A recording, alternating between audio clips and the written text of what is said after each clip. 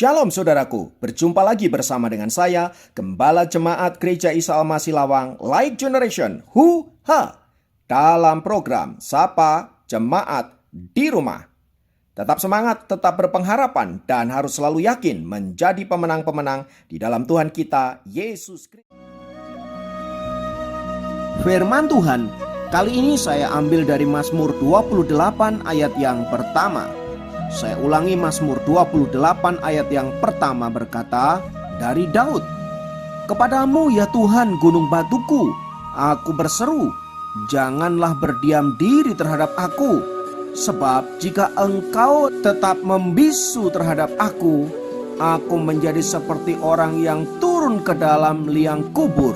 Hari ini kita akan berbicara tentang ketika Tuhan diam. Saudaraku, pernahkah Anda didiamkan oleh seseorang? Didiamkan sepertinya sederhana, tetapi tak lagi mengajak bicara dan tak lagi mau menjawab jika diajak bicara. Tak ada kejadian marah-marah atau mengamuk, tak ada fisik yang dilukai, tapi jangan tanya rasanya. Didiamkan adalah hal yang amat tak nyaman. Ada kalanya lebih baik dimarahi, dikritik, atau dihajar daripada didiamkan. Mengapa?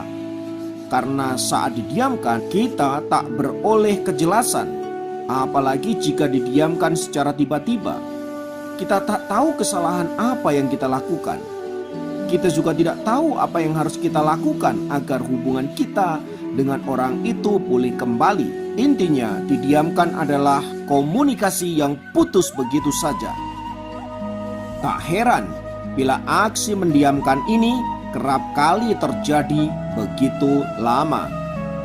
Nah, di Mazmur pasal 28 ini saudara-saudara, Daud merasa bahwa Allah seolah sedang mendiamkannya. Daud pun merasa sedih atas hal itu. Sebagai gambaran, Mazmur ini diperkirakan ditulis saat Daud dalam dilema. Daud sedang melarikan diri dari Absalom, anaknya yang ingin membunuhnya. Pasukan yang setia pada Daud kini maju melawan Absalom. Ini adalah kondisi yang amat tidak menyenangkan dan sekaligus menyedihkan. Di satu sisi, Daud sangat menyayangi Absalom, tetapi jika Absalom dibiarkan, dapat membahayakan dirinya, pengikutnya, dan bahkan bangsa Israel. Kondisi itu yang membuat Daud merasa Tuhan seolah sedang mendiamkannya. Bahkan ketika Daud berseru kepada Tuhan, seolah-olah tidak ada jawaban sama sekali. Saudaraku ini kasih Tuhan, situasi yang dihadapi oleh Daud memang tidaklah mudah. Ini sebuah dilema, seperti makan buah simalakama. Dimakan ayah mati, tidak dimakan ibu mati. Namun meski Daud merasa bahwa Tuhan membiarkan dirinya, ia tetap mencari Dia dengan tidak putus asa. Ia terus berseru kepada Tuhan. Oleh sebab itu kita bisa melihat bahwa meski Daud di ayat yang pertama sampai ayat yang kelima dilanda kegalauan, tetapi di ayat yang keenam situasinya kelihatannya mulai berubah. Di sana dikatakan, "Terpujilah Tuhan karena Ia telah mendengar seruan permohonanku." Sepertinya Daud telah mendapat jawaban daripada Tuhan, sehingga ia bersukacita, pengharapan dan semangatnya tumbuh kembali. Bahkan di ayat-ayat selanjutnya ia menyebut bahwa Tuhan adalah kekuatanku dan perisaiku, kepadanya hatiku percaya, kata Daud. Sepertinya Daud telah tahu apa yang harus diperbuat dalam situasi menghadapi anaknya sendiri Absalom. Sebagai seorang pemimpin, dia tidak boleh terus-menerus ada dalam keadaan kebimbangan dan tidak mengambil keputusan apapun, sebab jika ia melakukan hal itu dapat membahayakan negerinya dan bahkan bisa menghancurkan seluruh orang Israel. Tampaknya Daud telah merelakan untuk menumpas Absalom, sekalipun dia mengasihi dan sangat mencintai anak itu. Tetapi demi kebaikan, Daud harus merelakan Absalom untuk dibinasakan. Nah, saudaraku, mungkin kita juga pernah ada dalam situasi seperti yang dialami oleh Daud tersebut. Kita merasa ragu, bimbang, galau, bingung apa yang harus kita perbuat. Tetapi saudara-saudara, Mazmur ini menunjukkan bahwa tidak pernah sia-sia jika kita berseru terus-menerus kepada Tuhan. Ia akan menuntun kita untuk menemukan jalan yang harus kita tempuh. Sekalipun pahit, sekalipun itu sulit, tetapi percayalah Tuhan akan menolong kita untuk membuat kita ada di jalan yang benar. Itulah sebabnya saudara-saudara, mengapa kita harus terus-menerus berseru dan mencari wajah Tuhan. Terlebih bila situasinya semakin rumit dan tak terkendali, kita perlu mengandalkan Tuhan. Bahkan sekalipun sepertinya Tuhan sendiri seolah mendiamkan kita, seolah tidak ada pertolongan yang diberikannya, ingatlah bahwa bagaimanapun Ia adalah Allah yang penuh kasih kepada kita. Tak akan dibiarkannya orang-orang yang berharap kepadanya terus hidup di dalam kebingungan, di dalam ketidakberdayaan. Ia pasti akan turun tangan dan menolong setiap kita. Sebab itu saudara-saudara, tetaplah berharap dan berseru kepadanya. Jangan putus asa atau malah berpaling mencari pertolongan dari pihak lain. Sebab ada kalanya justru saat-saat seperti inilah iman kita diuji. Apakah kita tetap percaya kepada Tuhan atau tidak? Haleluya. Biarlah firman Tuhan kali ini saudara-saudara senantiasa mengingatkan kita untuk kita berpegang teguh kepada Tuhan, untuk senantiasa kita berharap hanya kepada Tuhan, karena memang Dialah yang sanggup memberikan pertolongan kepada kita. Haleluya. Mari kita berdoa.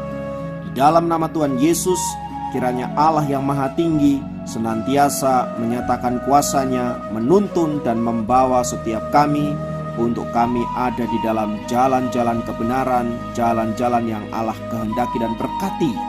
Mungkin saat ini kami sedang bingung, mungkin saat ini kami sedang dalam kondisi yang sulit, namun biarlah Tuhan, Engkau yang akan menjadi penolong kami satu-satunya.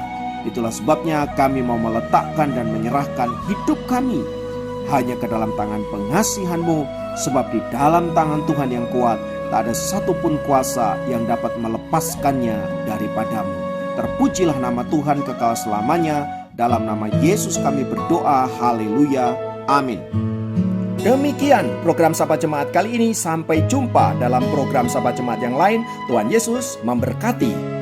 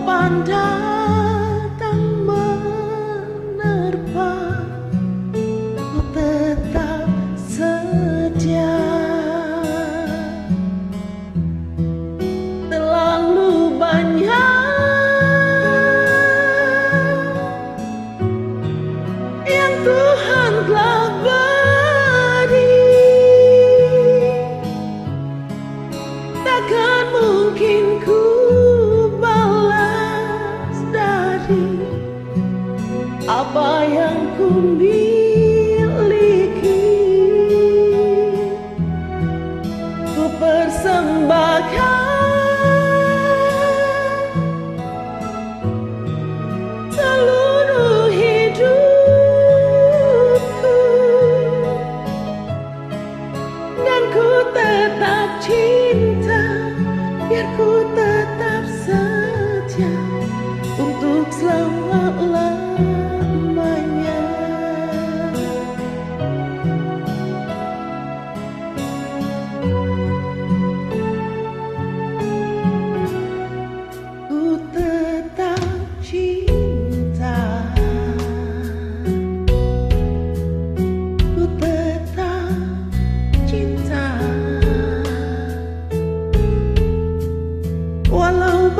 brighter